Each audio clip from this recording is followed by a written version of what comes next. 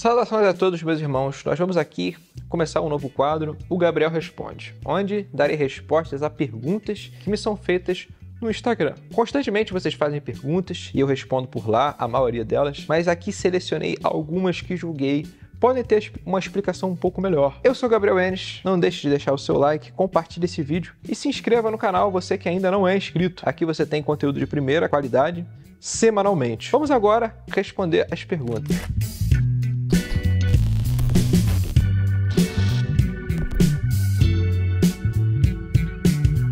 Uma pergunta sincera. A igreja é mais antiga do que a Bíblia? Olha, quando os católicos dizem que foi a igreja católica que fez a Bíblia, eles partem de um pressuposto de que o cânon só foi definido em concílios posteriores. Eles não tendem a considerar a Bíblia hebraica uma Bíblia. Eles acham que os judeus não teriam uma prerrogativa de definir quais livros estão na Bíblia e quais livros não estão. Eu diria que isso é um equívoco. Por quê? Porque os judeus foram o povo de Deus antes da igreja surgir. Em certo aspecto, eles foram a igreja do Antigo Testamento, embora o termo igreja só seja utilizado a partir da vinda de Cristo, por ser o corpo de Cristo. Então eu diria que não, a igreja não é anterior à Bíblia.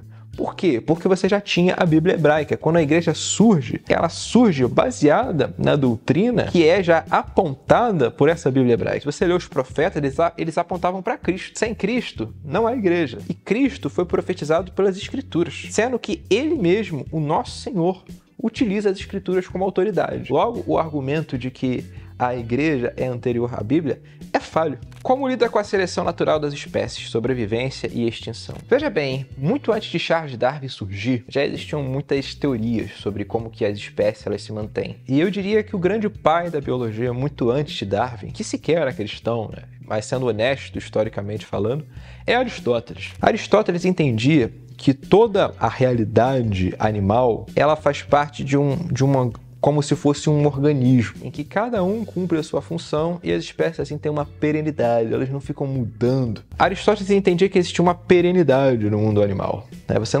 Você não tem um mamute se transformando em elefante. Por quê? Porque isso seria destruir a própria realidade da espécie. A espécie tem uma realidade. Se essa espécie é destruída, o que é um elefante? Você não sabe definir. Eu diria que um dos maiores problemas que a teoria da evolução traz é a destruição das categorias, da realidade dos universais. Eu fiz um post no Instagram há algum tempo atrás em que eu explico como que a ideia de evolução ela incorre em sérios problemas filosóficos. Entendo que o cosmos ele mantém uma certa perenidade. Como Aristóteles falava, eu estou mais próximo de Aristóteles do que de Charles Darwin.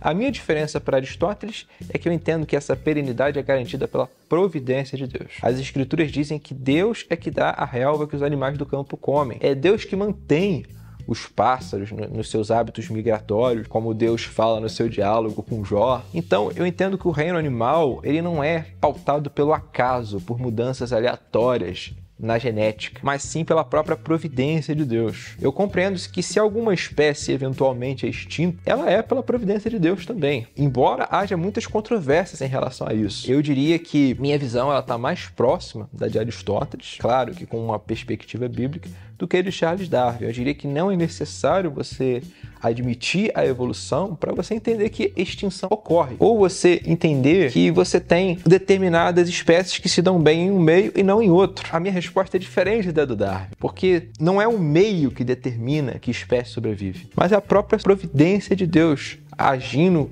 em todas as coisas faz com que cada espécie tenha, o seu lugar. Cada animal se dê no seu contexto e por aí vai. O pressuposicionalismo contribuiu para que você se tornasse pós-milenista? Eu acredito que sim. Eu entendo que o pós-milenismo ele deve ser mantido por razões teológicas. Você tem que estudar a escatologia e, a partir do estudo da escatologia, você compreender a posição pós-milenista como a mais coerente. Eu tenho vídeos sobre pós-milenismo aqui no canal, você pode assistir, mas eu diria que o pressuposicionalismo ele ajudou por quê? Porque ele coloca todo o fundamento do conhecimento na revelação bíblica. Então, tudo deve ser julgado pela revelação bíblica. Não tem absolutamente nada que você deixa de fora de uma avaliação pela lente das Escrituras. Como o pressuposicionalismo joga você para as Escrituras, ele ajuda você a ter uma escatologia mais centrada nas Escrituras. Enquanto as outras posições, como o amilenismo, muitas vezes enxergam a realidade atual como uma espécie de parâmetro para você ter uma posição escatológica.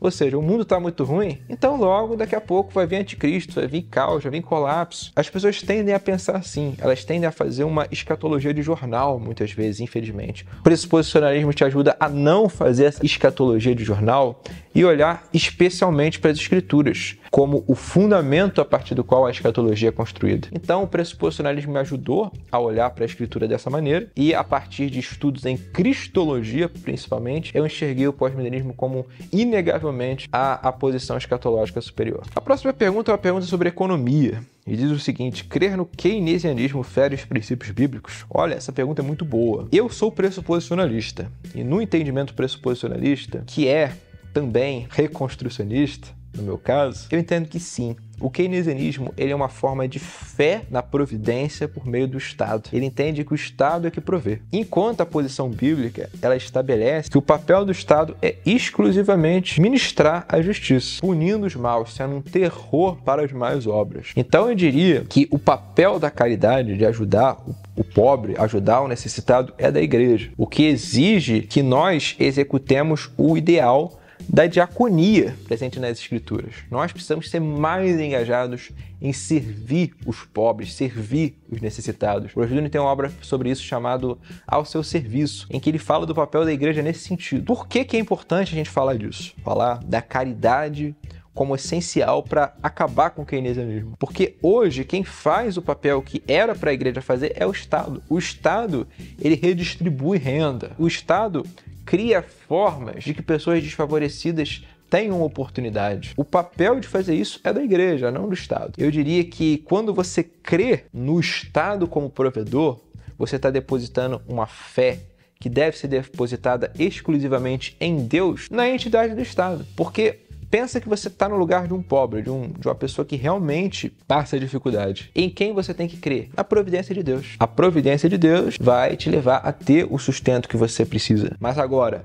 nós não podemos ser irresponsáveis. Dizer que, por conta disso, o Estado vai diminuir da noite para o dia. É lógico que existe um processo. E esse processo exige necessariamente que a igreja seja mais engajada com a diaconia, coisa que hoje não acontece. E por hoje não acontecer, nós temos um Estado cada vez maior, cada vez mais inflado. Isso mina a nossa prosperidade, impede o país de crescer, gera uma série de problemas econômicos, que começa justamente por quê? Por ferir princípios bíblicos, por a igreja não executar a sua função e pelo Estado executar um desvio do seu verdadeiro papel, que é apenas de ser um terror para as más obras, de punir os malfeitores, de ministrar a justiça. Já que a tradição romana não é apostólica, de onde eles tiraram toda esta tradição?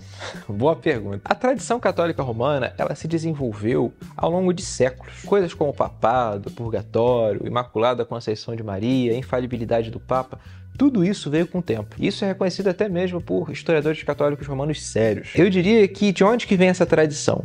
De um desenvolvimento que começou lá atrás, de fato, com os apóstolos, né? A Igreja de Roma existiu desde o início, eu nunca neguei isso, só que ela era uma dentre muitas outras igrejas. E com o tempo, o que aconteceu? Ela foi uma igreja que lamentavelmente se degenerou, se corrompeu, apostatou. Nós, quando lemos a Bíblia, entendemos que existe a realidade da apostasia. É plenamente possível que Paulo tenha estabelecido bispos, que Pedro tenha estabelecido bispos, que posteriormente se corromperam. Você vê no Apocalipse de João como haviam igrejas que estavam bem, espiritualmente falando, igrejas que estavam mais ou menos, tinham pontos positivos, pontos negativos, e igrejas que estavam numa situação muito ruim. Todas elas são chamadas de igreja. Mas existe um ponto em que igrejas apostatam. E a igreja de Roma é uma igreja que apostatou. E a causa da sua apostasia foi justamente ter se apegado a essas tradições que se desenvolveram a posteriori em relação ao cristianismo primitivo e à patrística. Como eu já falei várias vezes aqui, você não vê papa na patrística, você não vê purgatório, você vê que o purgatório é um desenvolvimento puramente ocidental, os orientais hoje não creem nisso, você não vê Imaculada Conceição de Maria, tudo isso é coisa que veio muito depois, então eu diria que a resposta é essa. A tradição que os romanistas têm hoje é uma tradição que se desenvolveu ao longo da história. Qual é a importância da Holanda na produção teológica reformada? Cornélio Van Til brincava que existem dois tipos de cristão, os holandeses e os quebradores do pacto.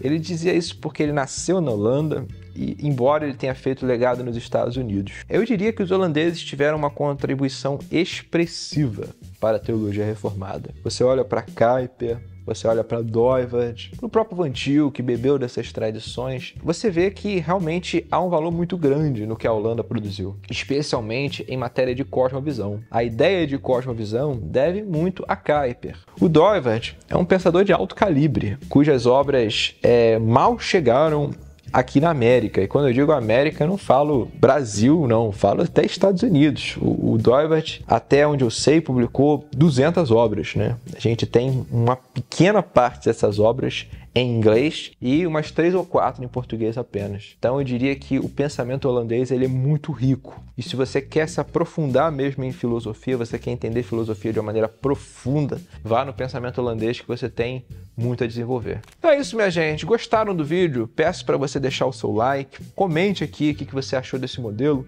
Você que não me segue no Instagram, não sei o que você está perdendo tempo. Lá eu estou diretamente interagindo com o pessoal, respondendo perguntas, fazendo posts, e você tem bastante conteúdo sobre os temas aqui questionados. Gostaria também de fazer uma propaganda, gente, do meu instituto, o Antítese, que é dirigido por mim, pelo Gilberto e pelo Galvão. O Antítese é um instituto voltado para a apologética contra o paganismo. Nós lidamos com o paganismo nas suas mais variadas facetas, procurando dar uma resposta reformada a esses problemas. Com a ascensão do paganismo, nós nos vemos num cenário de frequente ameaça à nossa fé. É necessário que a gente dê uma resposta consistente. E é exatamente o que o Antítese procura fazer. Nós temos lá pessoas muito capacitadas para avaliar obras profundas dentro da temática pagã e dar respostas cristãs, sempre amparadas na palavra de Deus. O link está aqui na descrição. É isso, minha gente. Espero você no próximo vídeo. Um forte abraço e até a próxima.